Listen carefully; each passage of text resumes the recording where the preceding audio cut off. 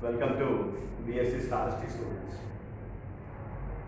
In this lesson, I discussed consistency of data and conditions for consistency of data for 1 and 2 attributes. I discussed conditions for consistency of data for 3 attributes in another lesson. When do you say data is consistent?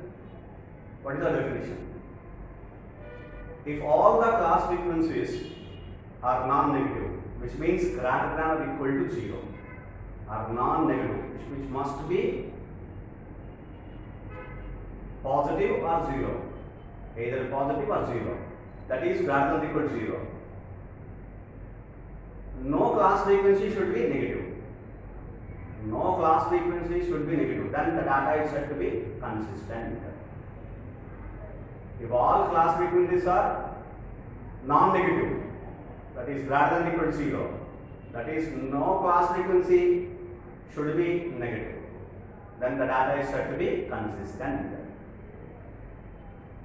Another definition, if all ultimate class frequencies are non-negative, or no ultimate class frequency is negative, if you check only the ultimate class frequencies, which means the highest order class frequencies, higher order class frequencies, which are nothing but ultimate class frequencies. If you check ultimate class frequencies, for example, for 3 attributes, if you check of order 3, class frequencies of order 3, which is nothing but ultimate class frequencies.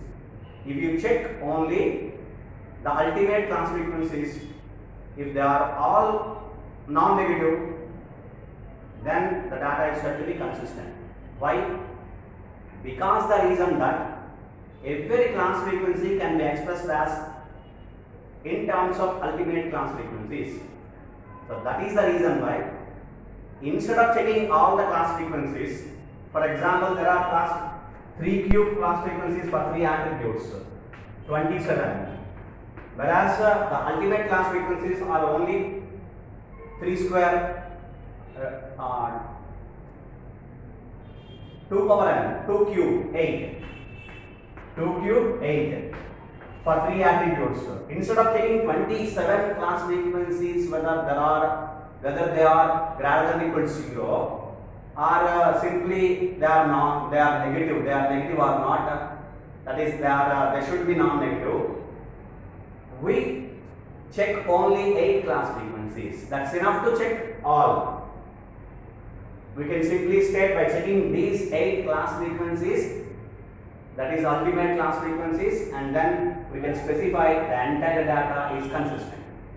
So finally, what I conclude, the consistency of data is nothing but, the definition is nothing but, if all ultimate class frequencies are non-negative, then data is said to be consistent. That's all. So this is what the definition of the consistency of the data. Consistency of data. Now I explain conditions for consistency of data. That is, it is also one other simplified form. Some particular conditions will be formed to check the data, to check whether the data is consistent or not. Right? So for now, I am writing conditions for consistency of data for 1 attribute and 2 attributes. For 1 attribute, what are the conditions for consistency of data? Okay, so you have to check for ultimate class frequencies. Ultimate class frequencies for 1 order is of order 1. Order 1 class frequencies are frequency of A must be greater than or equal to 0. Let you call equation 1. Frequency of alpha, it must be greater than or equal to 0, which implies what is frequency of alpha? N minus frequency of A is greater than or equal to 0, which implies N is greater than or equal to A, or which implies frequency of A is less than or equal to N. So this is condition 2. These are called 2 conditions.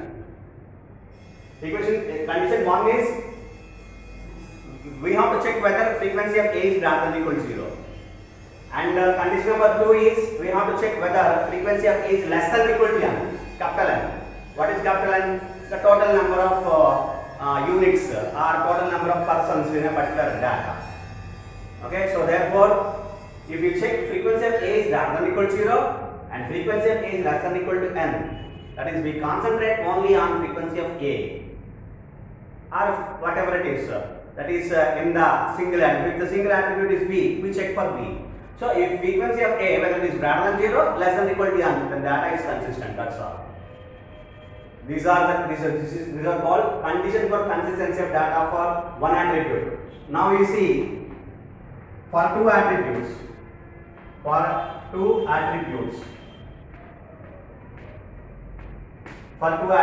am considering ultimate class frequencies. Remember that whenever I want to calculate, I based on ultimate class frequencies. The ultimate class frequencies here for two attributes is order 2 class frequencies, second order class frequencies. What are those? AB, first of all, AB must be greater than equal to 0. Then you have the condition number 1. Similarly, A beta is greater than equal to 0, which implies formula of A beta, A minus AB, which is greater than equal to 0, which implies frequency of A is greater than equal to frequency of AB. And also we can specify AB is less than or equal to frequency of A. That you call equation condition number 2. First one, AB is greater than or equal to 0. Second one, AB must be less than or equal to A. And third ultimate class frequency, alpha V is greater than or equal to 0. Alpha V is greater than or equal to 0, which means frequency, this is the formula B minus AB, which is greater than or equal to 0, which implies this is B is greater than or equal to frequency of AB, which implies we can write AB is less than or equal to A.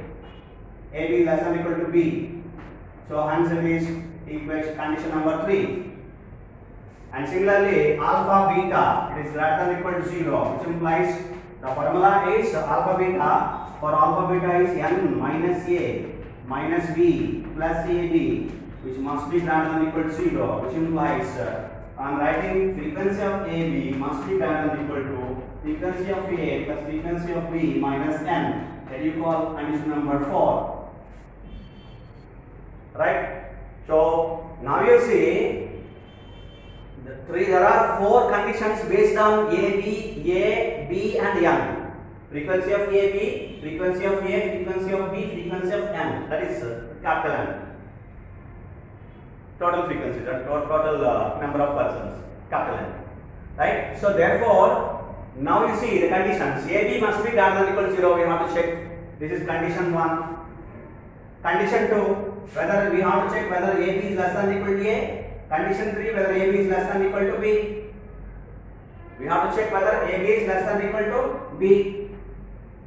And we have to check one more, whether AB is greater than or equal to frequency of A plus frequency of B minus n. These are 4 conditions we have for 4 conditions, but all based on AB, A, B and n. So AB greater than or equal to 0, AB less than or equal to A, AB less than or equal to B, AB greater than or equal to A plus B minus n, that we have to check. If you check these 4, then you need not to consider, need not to check whether every class frequency is negative or not, every class frequency is non-negative or not, and one more, the ultimate, all ultimate class frequencies are non-negative or not. That checking also not required.